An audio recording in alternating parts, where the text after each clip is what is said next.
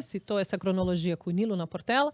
Com o Caê você seguiu depois para Grande Muito Rio, tempo. depois foi para Imperatriz, né? Sim, o Caê foi o carnavalesco que me possibilitou boa parte do aprendizado que tenho com relação ao carnaval. Com o Caê eu comecei colorindo o figurino que outras pessoas faziam. Depois eu passei a fazer um ou outro figurino. Depois de um ou outro figurino, Começou a escrever bastante? eu passei a escrever. Depois de escrever, pintar um ou outro figurino, eu passei a desenhar alegorias. Depois disso, eu passei a tomar conta de uma reprodução de fantasias. E eu fui aprendendo, né? Sempre fui curioso com as coisas e fui aprendendo. Antes disso ainda, eu acho que antes de Belas Artes, ainda você chegou a ter uma passagem com o Joãozinho 30. Mas essa foi assim... Como foi isso? Essa foi horrível. Foi uma coisa... Essa...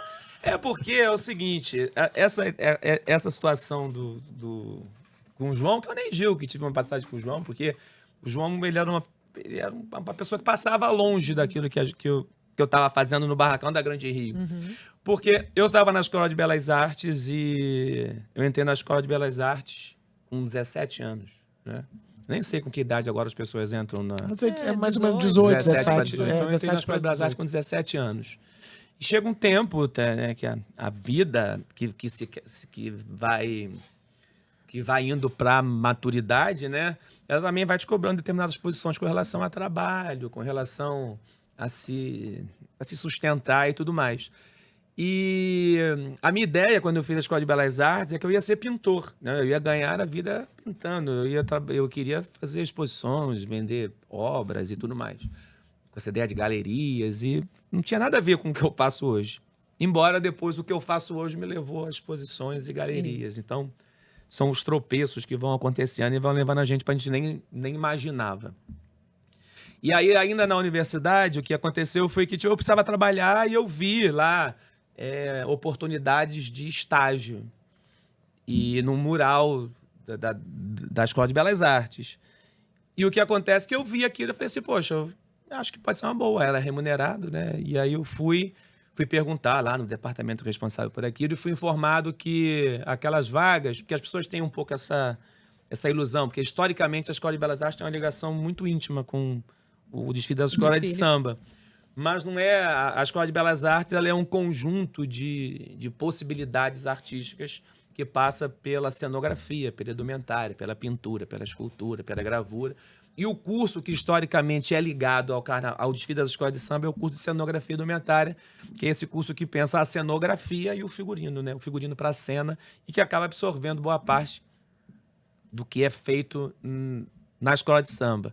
E eu fazia pintura, então aquilo que era oferecido como possibilidade de trabalho era para um outro curso que não era o meu. Mas aí eu pensei que se estavam oferecendo vagas de trabalho é porque talvez estivessem precisando de pessoas para trabalhar.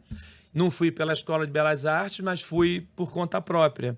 Na época os barracões eram ali, agora já até derrubaram, construíram prédios, mas eram ali naquelas invasões que as escolas faziam no Porto, ali na região do Porto. Sim. O ônibus me deixou na porta, o ponto de ônibus era na porta do barracão da Mangueira, no antigo barracão da Mangueira. Então a primeira escola que eu bati foi a da Mangueira, mas o porteiro da Mangueira, acho que o carnavalesco era o Max na época, mas eu nem cheguei a falar com o Max, nem com ninguém, porque o porteiro falou que ali não tinha vaga para iniciante. E o barracão ao lado do barracão da Mangueira era da Grande Rio. Então eu ia na ordem, né? Se eu não desse certo ali, você ia pular para outra. E aí na Grande Rio, o porteiro falou a mesma coisa, mas eu dei a sorte, eu dei o azar de estar saindo um empreiteiro de dentro. Enquanto eu estava na portaria, saiu um empreiteiro. Para quem não sabe, empreiteiro é quem assume uma responsabilidade de finalizar um trabalho, né? E aí saiu um empreiteiro de uma alegoria da Grande Rio. Eu não sei, eu sou péssimo com data, mas eu lembro que o enredo era o enredo os papagaios amarelos, não sei o quê, e tinha um carro que era um carro todo espelhado, que estava sendo feito para esse carnaval. Aí o moço que estava saindo viu que eu estava falando sobre trabalho, ele precisava finalizar o trabalho dele. Aí falava, você quer trabalhar? Ah, então vem aqui para poder fazer isso aqui. E aí eu comecei a trabalhar Aí eu entrei pela primeira vez no barracão de escola de samba. Achei assim terrível, achei horrível, achei péssimo, as condições Eram insalubres, super era precário e tudo mais. E aí, assim, o João, eu acho que é uma divindade do carnaval, é um cara, assim, que você olha para a obra dele e a obra dele é algo que beira o extraordinário, né? Eu acho que, para mim, poucas cabeças pensaram tão bem a questão da construção, a construção poética e os delírios de uma escola de samba como o João.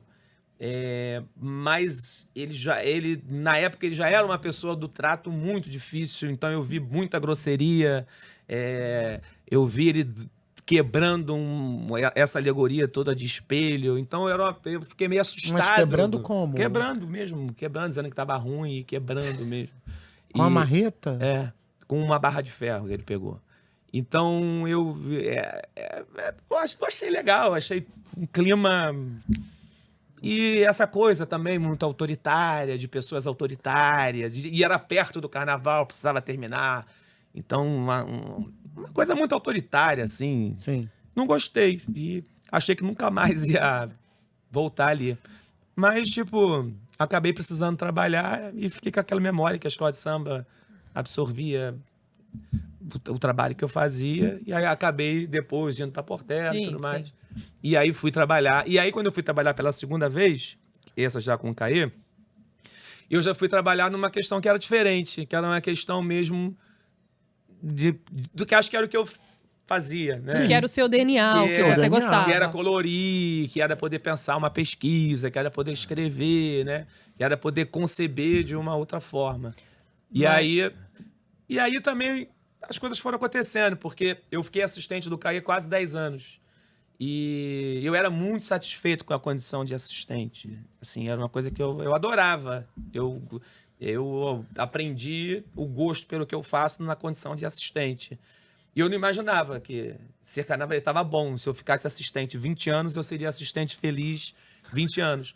Até porque, na época, ainda hoje, eu acho, eu me relaciono com muitos carnavalescos do grupo de acesso. Então, para muita gente, a remuneração como assistente de um carnavalesco do grupo especial é maior do que o carnavalesco do grupo de acesso. Sim. Então, eu ganhava bem sendo assistente do Caê na Imperatriz Leopoldinense, eu era figurinista do Caê na Imperatriz, eu era pesquisador do Caê na Imperatriz, eu ganhava bem. E a proposta que eu recebi e aí, só que eu fiquei desempregado, ele me mandou embora. E... Te mandou embora por quê? Porque na nossa conversa, assim... Eu já trabalhava muito tempo com ele. Naturalmente, quando você trabalha muito tempo com uma pessoa, o jeito de fazer daquela pessoa também, de alguma forma, ele contamina o trabalho que você realiza, né? Sim. E às vezes as pessoas querem experimentar outras possibilidades de fazer, né? A gente trabalhava muito tempo, já estava acostumado comigo, eu já estava acostumado com ele. E isso também traz uma certa comodidade. E acho natural que as pessoas queiram romper com determinadas situações em busca de outras contribuições. Mas que foi também o grande divisor de águas da sua carreira também. Foi a melhor demissão que podia acontecer na minha vida. Embora na época eu não achei, né? Claro. Porque você tá lá trabalhando, ganha bem, é demitido. Eu fui demitido numa época que não era muito comum, que eu até tentei ser assistente de outros carnavalistas do grupo especial, mas já tava, todo mundo já tinha sido assistente. E aí não rolou em lugar nenhum. Eu fui até numa entrevista com o Laíla na época, mas não rolou. E aí a Caprichosa de Pilares... Aí é quando você cai na Caprichosos. Porque ninguém queria ser o carnavalesco da Caprichosa de Pilares. A Caprichosa de Pilares devia a todo mundo, assim, um histórico de não pagamento gigantesco. E aí o que aconteceu foi que o presidente lá, alguém não, eu sei quem indicou, foi o Renato Raposo, que é um diretor do Salgueiro, falou, tem um garoto aí que diz que era braço direito do Caê, que desenha, que escreve, que pinta, que toma conta da produção do barracão, tipo assim, um garoto que faz tudo, já que ninguém quer, procura ele. Aí ele me procurou, fez uma proposta que era muito menor do que ser assistente, mas era a que tinha, e aí eu fui fazer. Era o que tinha, é o que temos pra hoje. Engraçado, né? Porque não veio pela vaidade de querer assinar um carnaval, caiu uma coisa... Essa história é muito diferente, porque o ambiente do carnaval, ele tem muito esse lugar da vaidade, né? Mas isso não vem nem em 2016 na Mangueira. Porque quando o Chiquinho te chama, inicialmente, o Chiquinho lá na Alerj, quando te chama para conversar, para fazer o convite, você já tinha um relacionamento, acho que com a Esquel. Talvez disso possa ter vindo também um conhecimento, não só do seu trabalho na Caprichosa. Não diz o Chiquinho que viu o meu desfile da Caprichosa. Mas eu acho que as pessoas falaram, criou-se... Todo mundo viu aquele seu desfile, porque a gente comentou muito. Ficou... o Chico Espinosa também encheu a minha bola na transmissão. Mas o Chiquinho também chama... Eu falo até que eu devia pagar um dinheiro pro Chico Espinosa, porque ele falou tão bem do meu trabalho. Mas quando o convite chega para você na Mangueira, inicialmente, é para você dividir o carnaval também com outro carnavalesco. Para ele compor uma dupla de carnavalescos. Só que isso acaba não acontecendo no decorrer do processo. E o Leandro assina esse carnaval de 2016, que é o carnaval da Mangueira sozinho, né? Isso, Você indicou uma dupla? Eu indiquei. Por quê? Eles me chamaram para poder dividir. A ideia deles era assim, vamos... É uma ideia muito comum no carnaval. O carnaval é super conservador, então... E o carnaval tem essa coisa meio mascarada, bota alguém junto, porque um empresta o nome, mas o outro é quem trabalha. Tem sempre essas coisas, essas cortinas que vão escondendo algumas pessoas e vão colocando outras pessoas no holofote e tudo mais. Então a ideia era, você vai fazer o carnaval, você aceita fazer o carnaval dividindo com alguém? Eu perguntei, aceito. Com quem? Não, a gente não sabe quem vai ser, mas a gente quer que você... faça, que você esteja. Eu aceitei e fiquei esperando a busca eles buscarem quem seria meu parceiro de trabalho. Mas ninguém aceitou a parceria. Eu acredito por questões financeiras. Não acredito que tenha sido por algo que... Ligado a você. Muito provavelmente ligadamente, por questões porque ninguém nem sabia quem eu era ao ponto de ter uma antipatia comigo. Não. Então, acho que é uma questão financeira. Aí eles me perguntaram, depois de tentar inúmeras pessoas, eles me perguntavam, você gostaria de dividir com alguém? Você tem alguém que você queira dividir isso? Aí eu sugeri o Mário Monteiro e a Cacá Monteiro, porque foram 2 carnavalescos com quem eu trabalhei. Porque quando o Caê foi para a Imperatriz, não lembro o ano exatamente, mas quando o Caê saiu da Grande Rio e foi para a Imperatriz, ele foi para a Imperatriz dividir o carnaval com o Mário e a Cacá. E lá eu conheci o Mário e a Cacá e eu sempre fui fã do trabalho, da cenografia, do trabalho do Mário Monteiro com a Cacá. E a Cacá é uma querida, engraçadíssima, uma figura assim, uma figuraça mesmo. E aí eu me dei muito bem com eles. Então, nessa ideia de dividir, eu pensei assim, eu vou indicar alguém que tem essa experiência na cenografia e vou ficar com os figurinos, com as fantasias e dividir isso com alguém que... E aí... eles foram atrás do Mário da Cacá, mas aí eu posso afirmar que a questão financeira não viabilizou a parceria, e aí eu acabei ficando sozinho.